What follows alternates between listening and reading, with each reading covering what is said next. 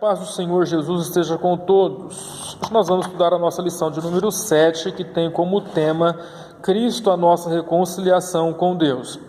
Lição de 17 de maio de 2020. O texto áureo da lição está na carta aos Efésios, no capítulo 2, versículo 14, que diz: Porque Ele é a nossa paz, o qual de ambos os povos fez um, e derribando a parede de separação que estava no meio. Verdade prática: ao morrer na cruz do Calvário, Cristo reconciliou os eleitos, desfazendo a inimizade entre Deus e os homens.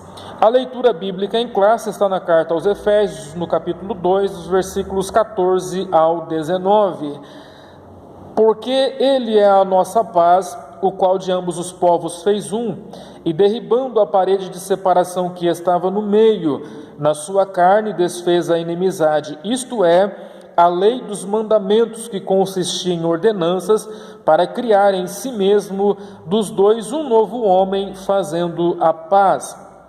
E pela cruz reconciliar ambos em Deus, em um corpo, matando com ela as inimizades. E vindo ele evangelizou a paz, a vós que estáveis longe e aos que estavam perto, porque por ele ambos temos acesso ao Pai em um mesmo Espírito, assim que já não sois estrangeiros nem forasteiros, mas concidadãos dos santos e da família de Deus. O objetivo geral desta lição é conscientizar que por meio do sacrifício vicário, Cristo desfez a inimizade e entre dois povos criou a igreja.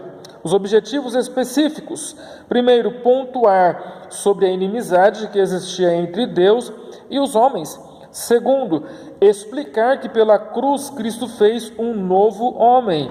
E terceiro, evidenciar que pela cruz fomos reconciliados com Deus. A introdução desta lição, ela nos traz a lembrança da lição passada, onde nós estudamos a condição do homem ou dos gentios, sem Deus, a condição dos gentios sem Deus, que era a condição de morte, incircuncisos, desprezados. E agora Paulo faz uma mudança drástica, porque no versículo 13 ele diz assim: mas agora, para indicar que algo aconteceu e alterou a situação dos gentios. E ele explica que essa mudança repousa na obra que Cristo realizou. Vós que antes estáveis longe, já pelo sangue de Cristo chegastes perto. E aqui Paulo parece estar fazendo uma alusão ao que está escrito no capítulo 57, no versículo 19, do livro do profeta Isaías, que diz: Eu crio os frutos dos lábios, paz para os que estão longe, para os que estão perto, diz o Senhor, e eu os sararei. O povo de longe, os gentios; o povo de perto, os hebreus. Então Paulo aqui, ele apresenta este povo que estava longe e que não tinha esperança nos concertos, nem a alegria da presença de Deus, sendo colocado dentro do âmbito da graça, o favor imerecido, e do poder redentor de Deus. E Paulo deixa claro que isso só foi possível por causa do sacrifício de Cristo na cruz do Calvário, quando ele conclui a sua obra redentora por nós, como está escrito em Isaías capítulo 53, versículos 11 e versículo 12. Então, esta lição ela está dividida em 3 tópicos. O primeiro tópico: Cristo desfez a inimizade entre os homens. O segundo tópico: pela paz, Cristo fez um novo homem. E o terceiro tópico: pela cruz reconciliados com Deus num corpo. O primeiro tópico desta lição, ele subdivide-se em 3 ou 4 subtópicos. O primeiro subtópico é a parede de separação entre os homens. E aqui Paulo está fazendo uma alusão, ou mostrando em forma analógica, fazendo uma analogia, né, com as muralhas do Templo de Jerusalém, com as muralhas do Templo de Jerusalém. Em Jerusalém, no templo, segundo alguns estudiosos, havia uma série de átrios, e cada um destes era mais alto do que o anterior. Então, o primeiro destes átrios era o átrio dos gentios. Logo em seguida vinha o átrio das mulheres. Logo em seguida, o terceiro átrio era o átrio dos israelitas, de um modo geral. O quarto átrio era o átrio dos sacerdotes. E por fim estava o tabernáculo, ou o santuário, né? O santuário. Os gentios só poderiam entrar no primeiro átrio. Entre este e o átrio das mulheres havia um muro, ou antes uma espécie de gradeado de mármore belamente trabalhado, no qual a intervalos havia lápides nas quais se advertia que, se um gentio passasse mais além, se fazia passível da morte imediata, ou de morte imediata. Flávio Joséfo, ele diz em uma de suas descrições do templo: ao passar por este primeiro claustro ao segundo átrio do templo, havia ali uma divisão feita de pedra em todo o redor, cuja altura era de 3 côvados. Sua construção era muito elegante. Em cima se encontravam pilares equidistantes, nos quais se declarava a lei da purificação, alguns em caracteres gregos, outros em caracteres latinos, com a finalidade de que nenhum estranho ingressasse no santuário. Joséfo diz isso no seu livro A Guerra dos Judeus. Em uma outra descrição que ele faz, ele diz o seguinte: do segundo átrio do templo, que estava cercado por um muro divisório de pedra, que possuía uma inscrição para proibir, sob pena de morte, o ingresso ao seu interior de qualquer estrangeiro. Está escrito no seu livro As Antiguidades. Em 1871 se descobriu efetivamente uma destas lápides proibitivas.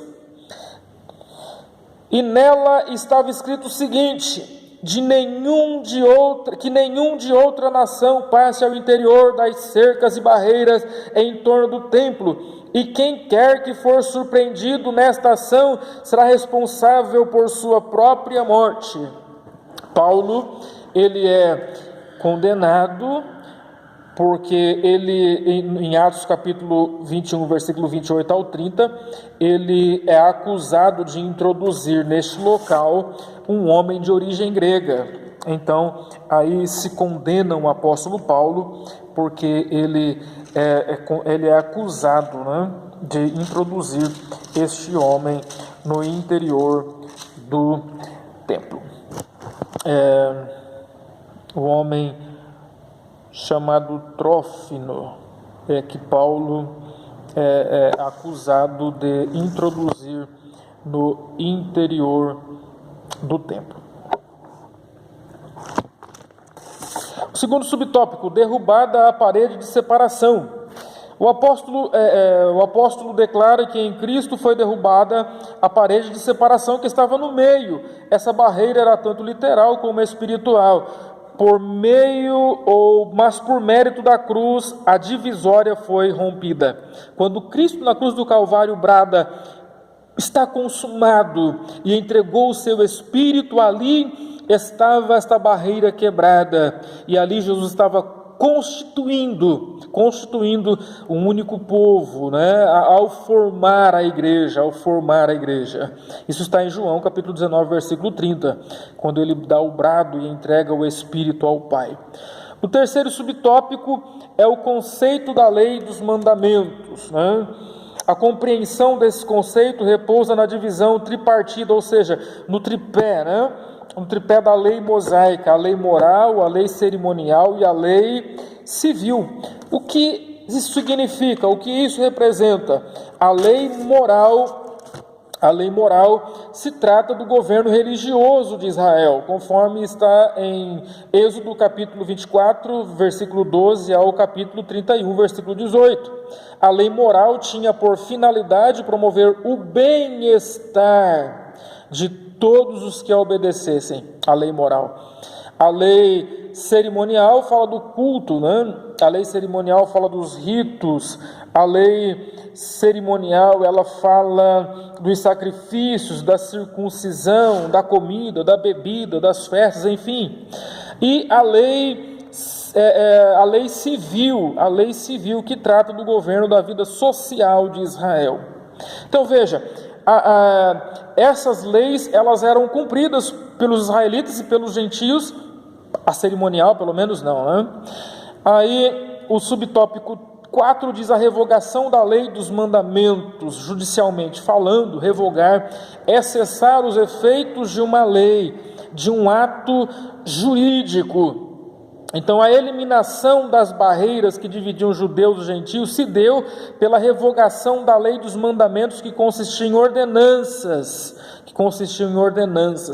Então, o que na verdade foi revogado? Foi revogada a lei cerimonial, porque a lei moral e a lei civil ainda permanecem em vigor, porém a lei cerimonial ela foi revogada, de maneira que não há necessidade de se oferecer sacrifícios, de se circuncidar, não há necessidade mais de observar estes rituais, né, da antiga aliança. A lei cerimonial foi revogada porque Cristo, oferecendo-se a si mesmo, tornou-se o sacrifício capaz de perdoar os nossos pecados. O tópico de número 2 tem como tema: pela paz, Cristo fez um novo homem.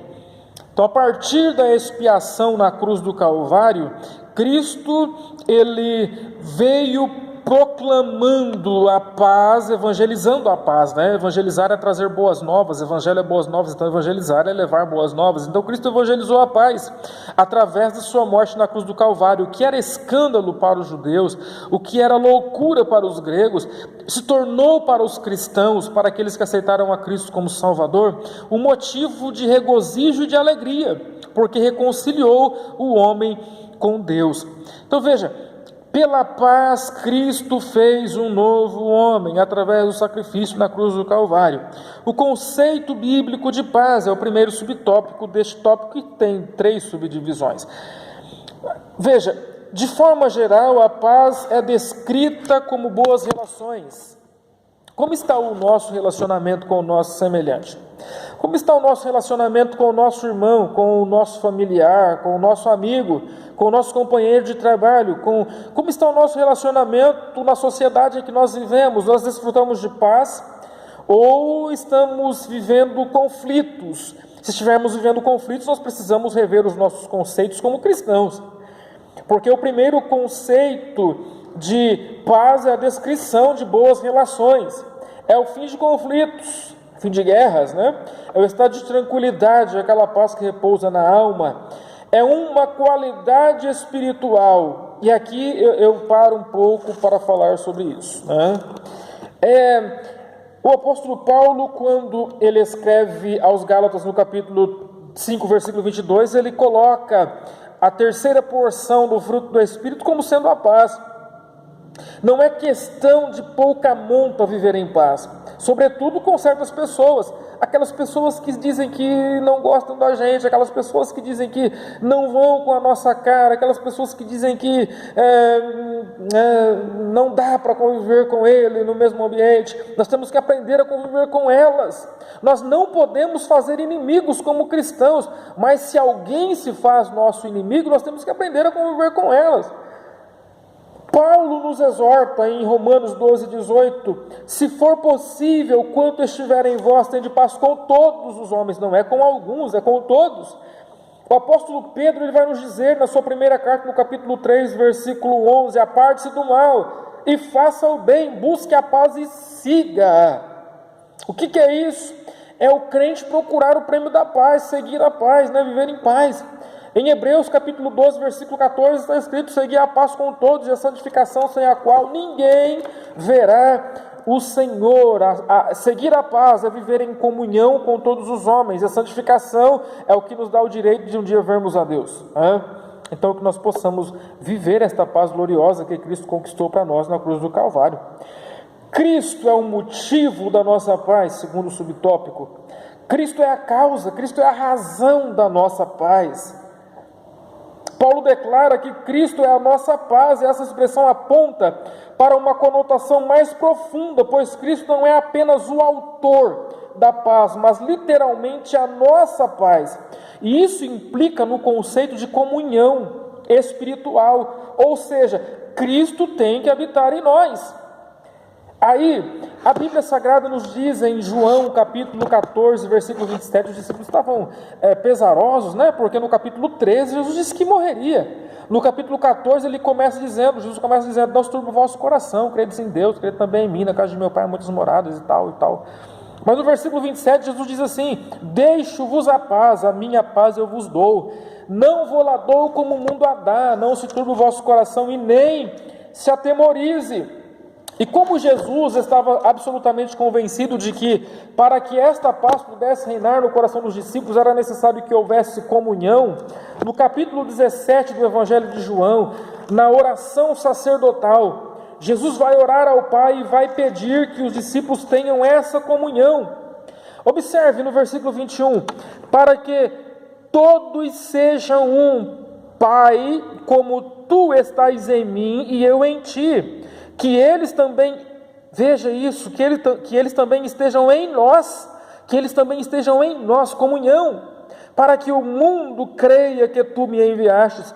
Versículo 23, eu neles e tu em mim, que eles sejam levados à plena unidade, para que o mundo saiba que tu me enviaste e os amastes de igualmente me amastes.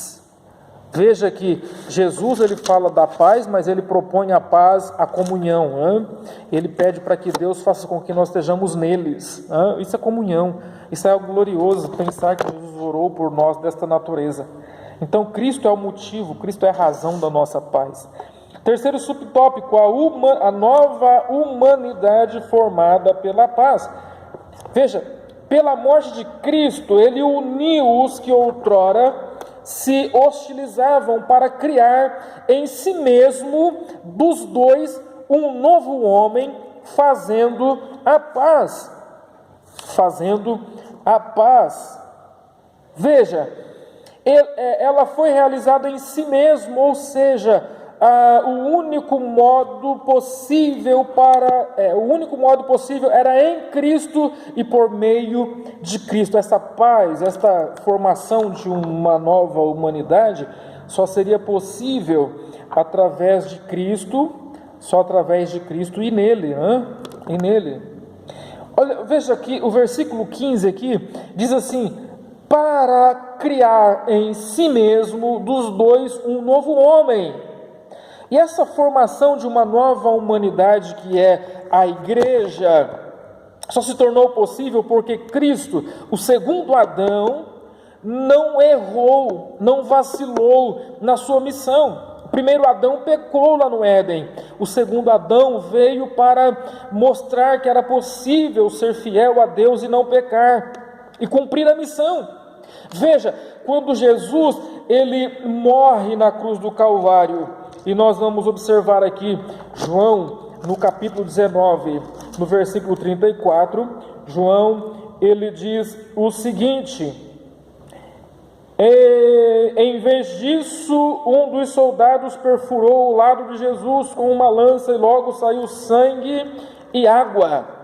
Jesus em si mesmo fez um novo homem, saiu sangue e água. Todos nós sabemos que uma criança no ventre está envolta em uma bolsa d'água, e quando esta bolsa está para se romper é porque a criança está para nascer. Em todo parto não se expele somente esta água da bolsa, mas também sangue. O que eu quero dizer com isso é que na cruz do Calvário, quando Jesus foi perfurado, ali nascia esse novo homem, ali se dava a luz a esse novo homem, saiu sangue, saiu água, a bolsa se rompeu, a igreja nasceu. Louvado seja o nome do Senhor para sempre. Agora o terceiro tópico diz: pela cruz reconciliados com Deus num corpo, pela cruz reconciliados com Deus num corpo. O ministério da reconciliação desfez a inimizade. Por quê? Reconciliar é trazer para perto, reconciliar é trazer para perto. Agora, nesse sentido aqui, a reconciliação é trocar completamente. O verbo usado para reconciliação aqui é trocar completamente. A experiência de uma reconciliação é a ideia predominantemente paulina. Veja que em 2 Coríntios capítulo 5, versículo 18 ao 20, ele fala sobre o ministério da reconciliação. É a troca de um conjunto de relações por outros. Agora, a graça provocou a restauração da comunhão com Deus. A graça. E nessa experiência houve necessariamente a necessidade de um novo corpo, que é a igreja. Então observe, Cristo se fez maldição por nós, é o primeiro subtópico aqui do tópico 3. Ser condenado à morte de cruz era um sinal de maldição e de profunda humilhação. O réu era açoitado por um chicote de várias tiras de couro, acompanhado de chumbo ou osso nas pontas. Veja, alguns historiadores dizem que essas pontas eram 3 ou 7 pontas em cada chicote desse. E segundo a lei dos judeus das chicotadas, né? Segundo a lei dos judeus, era 39, era 40 menos uma chibatadas que a vítima levaria. Então, e segundo alguns historiadores, eram 2 algozes que chicoteavam a vítima, uma à sua direita e outro à sua esquerda, e ele era colocado em uma espécie de tronco, com meio corpo encurvado, com o corpo meio encurvado, e as chicotadas eram dadas em suas costas, Por isso que o profeta Isaías diz: as minhas costas dou àqueles que me ferem. Então Jesus deu as costas para os que, não no sentido de dar as costas com desprezo, mas no sentido de dar as costas para que elas fossem chicoteadas, Então Cristo se fez maldição, e não somente ser chicoteado, mas também ele foi obrigado a carregar publicamente a sua cruz. Veja o desprezo, veja a humilhação que Jesus passou. Depois de ser chicoteado, estar com o seu corpo todo dilacerado, ele pega o patíbulo da cruz e sai andando pelas ruas de Jerusalém, carregando o patíbulo da cruz. Seu corpo estava fragilizado. E ele, ao estar em um determinado ponto, ele cai. E eles constrangem Simão o Cirineu para ajudar Jesus a carregar a cruz. Veja que o seu corpo estava fragilizado, porque ele havia sido açoitado e agora estava carregando a cruz em seus ombros, porque Jesus seria crucificado do lado de fora da cidade, do lado de fora de Jerusalém. Ele não poderia ser crucificado do lado de dentro, ele foi crucificado do lado de fora. Então ele tinha que carregar a cruz, passar por toda a cidade carregando a cruz para ser executado do lado de fora. Por quê? Porque lá na antiga aliança não se oferecia somente o cordeiro como holocausto, como uma forma de remissão, de encobrir o pecado, né? Eles também ofereciam, a Bíblia diz que o sumo sacerdote pegava, os israelitas levavam 2 bodes, um era imolado, o outro o sumo sacerdote pegava e colocava a mão sobre a cabeça dele como uma forma de transferência da culpa de toda a congregação, e um homem determinado pegava aquele bode, levava ele para o deserto e soltava ele no deserto, e aquele bode morria no deserto. Então Jesus, ele morreu fora da cidade, levando os meus pecados, levando os teus pecados, levando os pecados da humanidade, para tirar a barreira de divisão que havia entre os homens, e também a barreira de divisão que havia entre o homem e Deus. Louvado seja o Senhor para sempre. E além do mais, ele se fez maldição. A Bíblia diz que em Deuteronômio 21, versículo 23, que uma pessoa que era condenada à morte e era colocada em uma cruz ou em uma estaca, estava ali porque ele havia sido considerado uma pessoa amaldiçoada, então ele não podia ficar à noite, tinha que tirar ele era considerado uma pessoa amaldiçoada. E o apóstolo Paulo vai dizer em Gálatas capítulo 3, versículo 13, que Cristo se fez maldição por nós, quando ele morreu na cruz, porque está escrito: maldito todo aquele que for pendurado no madeiro. Jesus se fez maldição por mim e por você, para que eu e você pudéssemos desfrutar das bênçãos da salvação e da reconciliação com Deus e com os homens. Isso é glorioso demais. Reconciliados pela cruz é o segundo subtópico. Reconciliados pela cruz.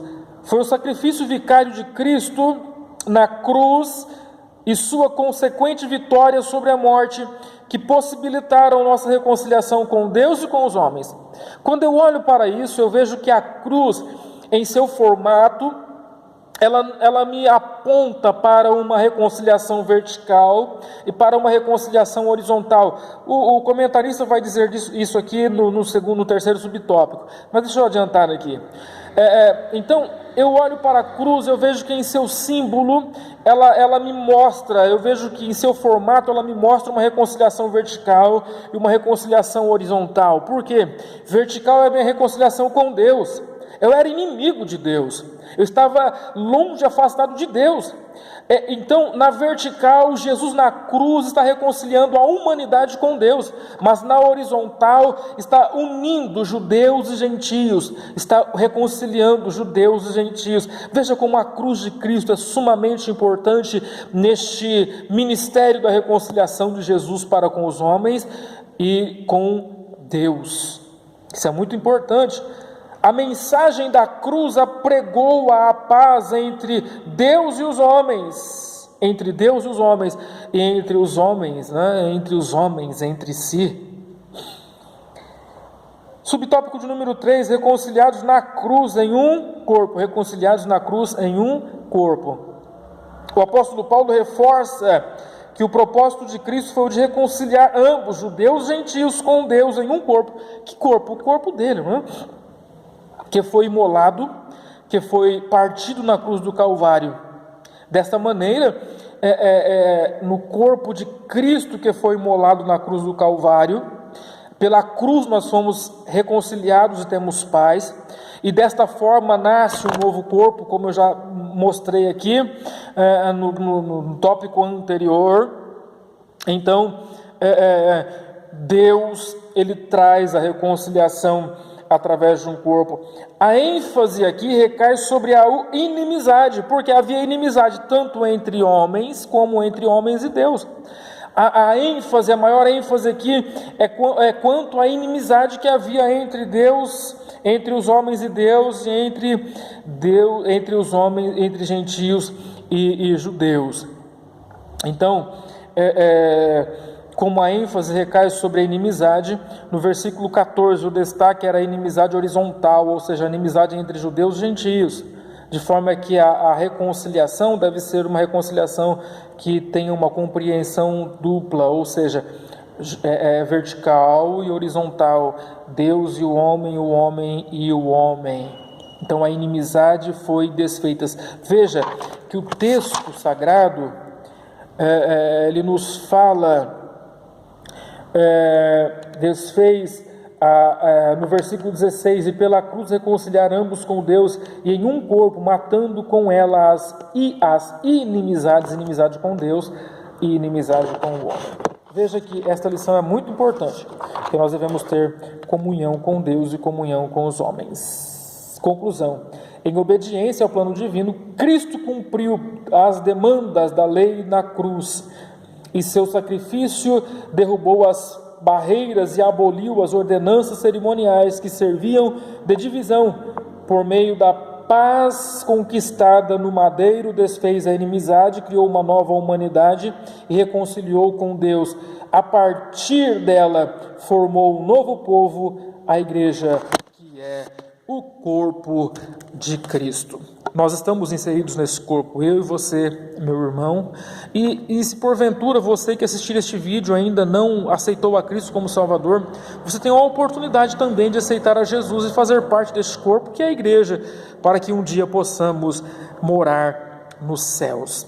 E se este vídeo trouxe edificação para a sua vida, e se este vídeo lhe serviu, eu lhe peço que se inscreva no canal, que dê o seu like e que compartilhe com mais outras pessoas, para que outras pessoas também sejam edificadas, para que outras pessoas também venham ao conhecimento da palavra de Deus. Que Deus nos abençoe em Cristo Jesus, o nosso Salvador, o promotor da nossa paz. Amém.